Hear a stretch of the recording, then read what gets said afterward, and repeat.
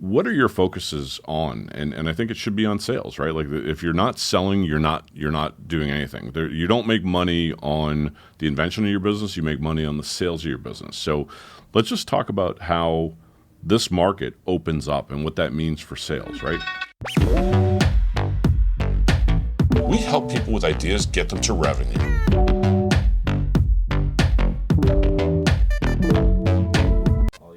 All right, people, welcome to Season 2 of the 52 Launch Podcast. I'm Peter Drakulich, and as always, you guys are fantastic. Changing up our format a little bit because I think this is going to be a little bit more informative and very specific to topics that my team and I constantly are trying to help improve inventors, entrepreneurs, and really business people out there. Because at the end of the day, when you're bringing a product to market, you are bringing a business to life. And that business part is where it's important. And since we're in the holiday season, today's topic is how do you prepare for the holidays?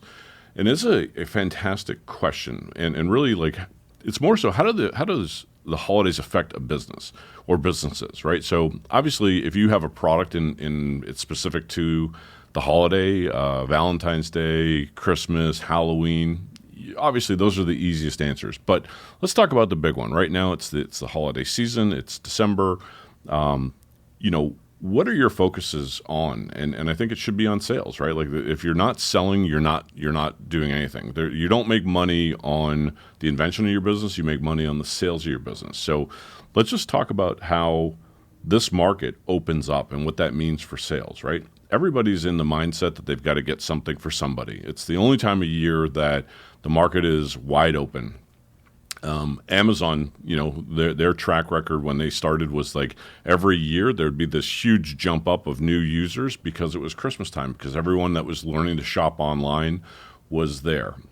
In today's world, and especially after COVID, sales has kind of lost its mall kind of presence because we couldn't go.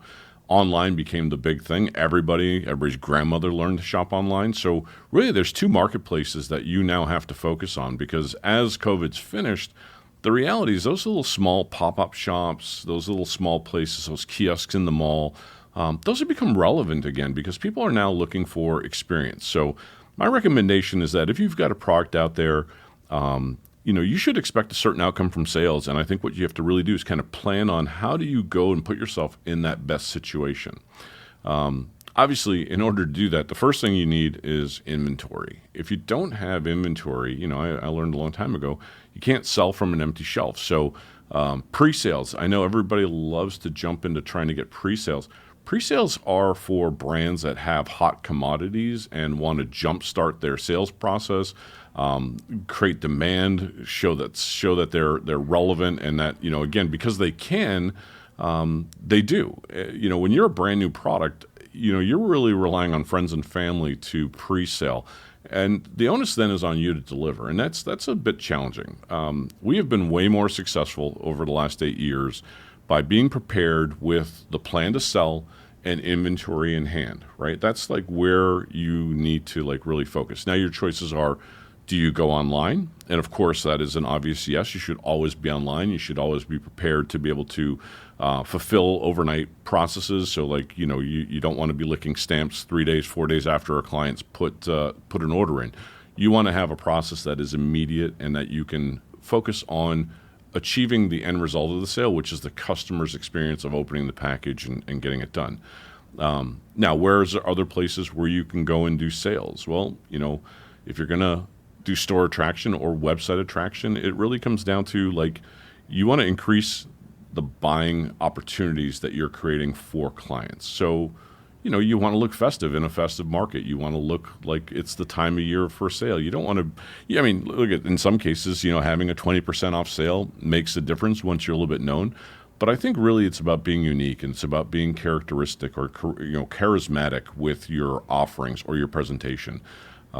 Putting yourself in unique situations is what I call your biggest store attraction. Again, I'm talking to people that have a new product that is, that no one else is competing with you against. You've got your own unique idea and you're selling it, right? So if you're in a golf product, obviously you're going to stand out because in the middle of all these other Christmas holiday items, golf is going to be something that, if you have a unique product, is going to be unique. Sometimes you need to be able to demonstrate it, show it off, make people understand what the wow factor is so that they can really kind of dive into the buying zone, right? Which is, wow, that's a cool idea. Get the feedback, get price, and then make a decision. And that's really it. If you have to talk somebody into a sale, you're spending way too much time. When you're in a physical location, I highly recommend these days, opportunities like Snowport or little pop-up stores, wherever there's traffic walking through to buy product. That is where I'd start looking at that as a secondary plan, as well as your online presence, because you can really home run on a weekend or a couple of weekends or a little bit of effort in the right place at the right time where people are walking through looking to buy holiday items, especially around the Christmas time. Again, holiday time, we've all seen those Spirit Halloween stores. They're pop-ups. They take these little open areas, places where businesses have gone out of business. They occupy those for a very short period of time, and they crush it. Very, very good business model.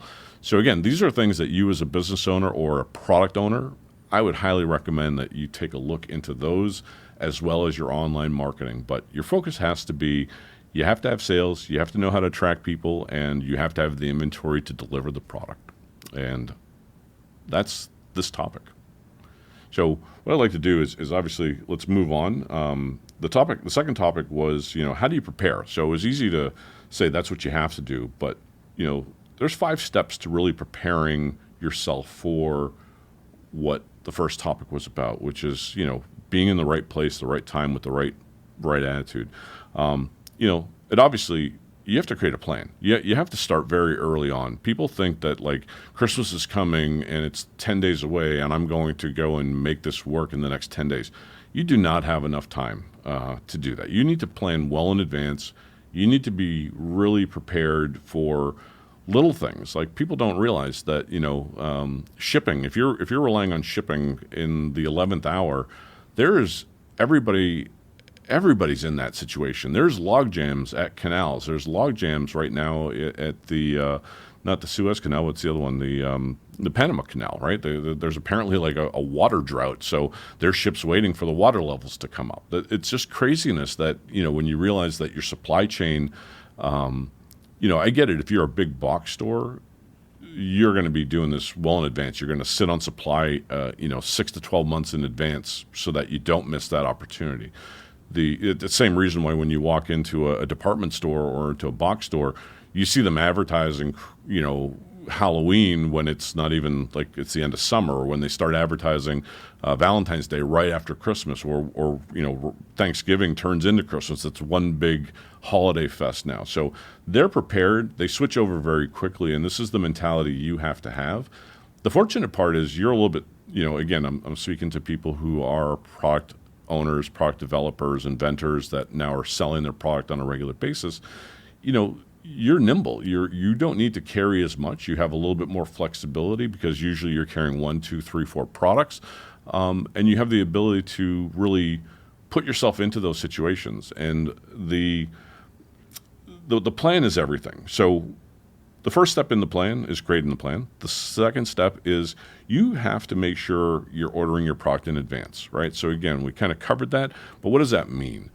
It means that understanding the global market. If your product is being made in China or domestically, you understand your holidays that fall when people are off. In China, they have a big thing called Chinese New Year. It's the Asian world that they celebrate. It takes 2 weeks, but it usually lasts a month. So literally, there's nothing that can happen during that period of time. It usually happens between late January and early February.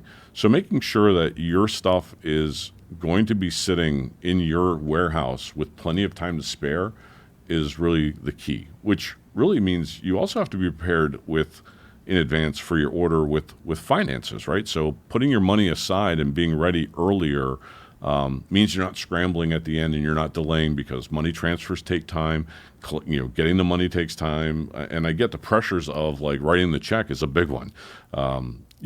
The way I look at it, and the way I would recommend that you look at inventory, is that if you had a $20 bill that was worth $100, then you'd invest in a lot of $20 bills. Your inventory is exactly that. Your inventory is 5x. So if you're buying your inventory for $20 and it's worth $100 at retail, that's just cash that needs to be converted. So sitting on inventory is highly recommended. Obviously, you don't want to have too much. You have a budget to stay within. But I'm going to say this: you're not in the. I was taught in sales. We're not in the fruit business. The people in the fruit business, that's a perishable commodity. You only have so many days that you can sell fruit, and that is a constant struggle to stay on top, because every day you put it out there, or every day you cut it off the vine, it starts to rot. So your best day is the first day, and it gets worse after that. When you have a product, it's not that. It's the exact opposite. You don't have a perishable item. It's worth what it's worth, and when you convert that to a sale, that's really where your focus needs to be. So, ordering in advance, huge. What are your new marketing campaigns? What are your new marketing slogans? Do you need one? Is your message tired? Is it just need more people showing off that they love your product? This is what you have to start planning in advance. And look, I'll give you the 3 keys to consumer behavior. Is that people want to see a brand that people trust, people want to see a product that people love, and people want to know that they can get that product within the 2-day shipment, and that you're not making them think too much about it. So if the impulse is there, stay in that impulse zone. And again, I think most of our clients and most consumer products are impulse products. You see it, you decide really quickly whether you're going to buy it or not. So always put yourself in that position that you've covered those 3 things, and you understand that those are the 3 messages that you have to work with. Now, how you mask those messages around a Christmas message, or around a percentage off sale, or a limited time offer, these are all the things that you need to kind of plan and say, this is what I'm going to do. And again, if you're online, you have to have those assets created so much earlier than you expect. You need to have you need to allow time for the online messages to be approved. You need time to allow them to be adjusted. You need time because you're going through third-party advertising, right? So if Meta kicks you off and says this isn't acceptable, even if it's not accurate, their job is to processes, think about the logjam coming through at Christmas time to put an ad up on Facebook or Meta. It's not just you. It's you and 10, 20 million, 30 million other people trying to do the same thing on any single day. So their logjam is to protect the consumer, and they're going to do that as best they can. And in that, you might get kind of shifted aside. So you're going to have to spend some time to make sure that all the ads and everything that you prepared for get approved in an ample amount of time to still hit your target dates. So highly recommend, again, it comes down to planning and execution and understanding your market. If you're in a physical location, you certainly want to decorate. Again, we talked about this a little bit, like when you walk into a box store, those decorations go up the day after the last holiday, right? They're well in advance. It is it's super important. In fact, I'm a little disappointed, and it's my fault here. I made the decision that, our Christmas decorations are going to be at our front door today and not behind my podcast, so I don't look very festive, but that's okay, right? The plan is for people walking in, because again, the shift after COVID is I have a lot more clients walking into our store now, right? So it's not just me doing video, it's people coming in and physically visiting us, talking with our clients, and I love that. And I think this translates to you guys as well. To me, location is something that if you have a product, you really need to go and take a look now at the malls again, those little pop-up stores that are around, decorate them, invest in a few dollars, but be where people are walking through. That foot traffic is real.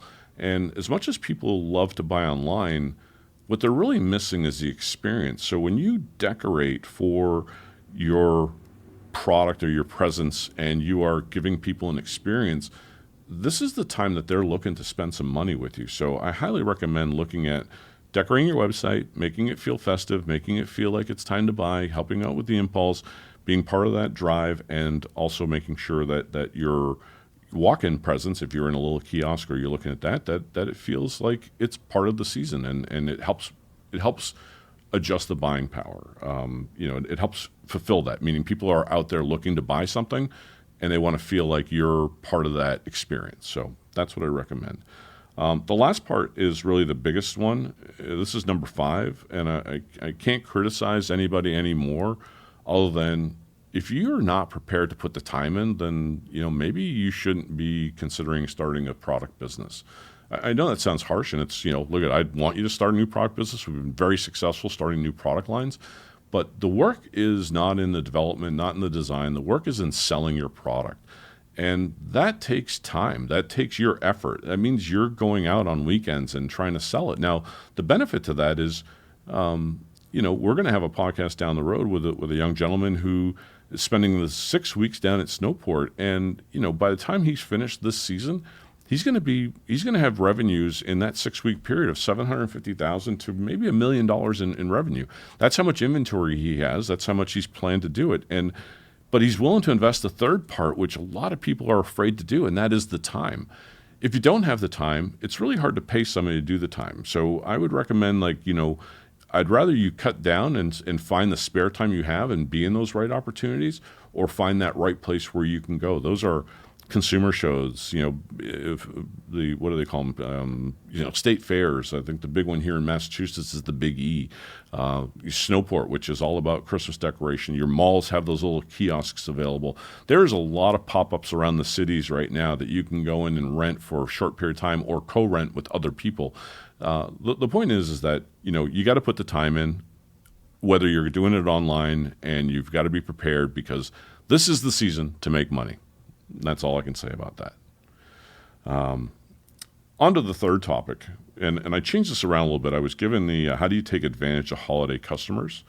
And the last thing we want to do is take advantage of anybody. What we want to do is create the win scenario, right? And this was a topic, and I appreciate the question the way it got worded to me, but I'm going to adjust it, because really you are always in the position to create a win-win scenario between you and any consumer that's coming out. Now, that said, you have to understand that in a holiday market, a consumer is looking to spend money. If you are going into, if you're going to Snowport, or you're going to a Christmas village, or you're going into a little Santa shop, you are prepared to spend money because you're looking for that unique item. You're looking for that stocking stuffer. You're looking for that thing. So what you have to do as a retailer now is be prepared to not take advantage of it, but create that scenario, create that opportunity where someone can see this is the perfect gift for that perfect someone that I can't find anywhere. And again, it's painting the mental picture and getting to understand that. Obviously, know what holidays, if you're selling Halloween costumes at Christmas, I don't think it's going to really work. So you have to make sure that you match your holiday and your messaging to the specific product that you have, so that you're optimized on that. I think that's a pretty simple one that needs to be addressed, but I can manage that. Plan your promotion. Right? Again, plan it weeks in advance, months in advance if you can, leading up to it. Get some word out there. If you know you're going to be at a location, start telling people that you're going to be at this location. Share that news. That's what social media is for. And so many people they use social media to think that they instantly get this gratification. They don't. You need to use social media to tell your audience what's going to happen, how it's going, where you're going to be, how this is going to happen. And that's the easy part, right? Spending money to then promote on social media when you're there, that's the next part. But there's a lot of preparation that you can do in planning. Using nostalgia as leverage. I highly recommend, again, Christmas is a nostalgic time of year. Everybody is looking to buy something for somebody. It's a prerequisite, right? So that nostalgia is there. You don't need to use it. You just need to be aware of it. You just need to be aware that this is the time and opportunity where, people are nostalgic for the season. They're nostalgic for the holiday. They're nostalgic for the product. And if your product fits that nostalgia, then that's all you have to do. You just have to, it's really being in the right place at the right time. It is nice to offer little freebies and stuff like that this time of year. You are festive. You have to be part of that. So, it's more than just discounts. If there's something that you can hand off, or something that matches your product line, or that you can, with every purchase comes like a little special thing. It is it's not just about discounting, right? I think the message of discount is so overdone. But I think it's adding that little cool little factor, putting in that extra effort, doing something special that says thank you. I mean, I saved something here. I bought lights the other day, and it was just something simple as like a really nice card. This card is probably about 30, 40 cents, but it is shiny on both sides. It is very high stock quality. And you know what? I kept it because it's the little things like this that arrive in a package or in your shopping bag, or even if it's just a nice bag that I don't have to wrap it to somebody. These are little things that, like, it's just people overlook. I don't want to walk out with a shopping bag that's a cheap plastic bag when I just bought a nice item. The second part is, like, again, think about the client or the customer in advance and try and solve some extra problem. That can be a free gift, like just a nice bag that you don't have to wrap later on. That here's your gift and you're done. Again, in a way, you're really thanking the customer, and I think that's the most important thing. I think it's the most undervalued product. It's the most undervalued item that is a free product that you can give along with your product, and that's just saying simply, thank you for supporting a small business. Thank you for supporting an inventor. Thank you for supporting my quirky idea or my quirky product. But thank you is super important, and I think that's where, again, I want to thank everybody for watching this podcast. I want to thank everybody for being in tune. I want to thank everybody for being open-minded about this opportunity that's in front of you right now, which is, in today's world, if you have an idea and you couldn't find your product on Amazon or you couldn't find it on Google, you have the opportunity to actually take that idea and turn it into a reality. And that's what we've done here at 52 Launch with all of our clients. And I think it's personally the most exciting time to be alive because the invention to market now is really a short pace if you do it right. And again, this is what these topics and educations are for. Hope you guys appreciate it. There's going to be more coming. We're going to do these once a month, and there's going to be different topics to match the month and the season. And it's going to not just be me anymore. It's going to be a variety of my team helping inventors, entrepreneurs, and people with ideas see the successful results down the road. So again, I appreciate you watching. Please like us, follow us, share us. And as always, you can find us at 52 Launch on YouTube. That's where we promote them. And if you can, again, share the word with anybody that you know is in the space or looking to get an idea to market or struggling with the product that they have in market, please reach out to us. Looking forward to it.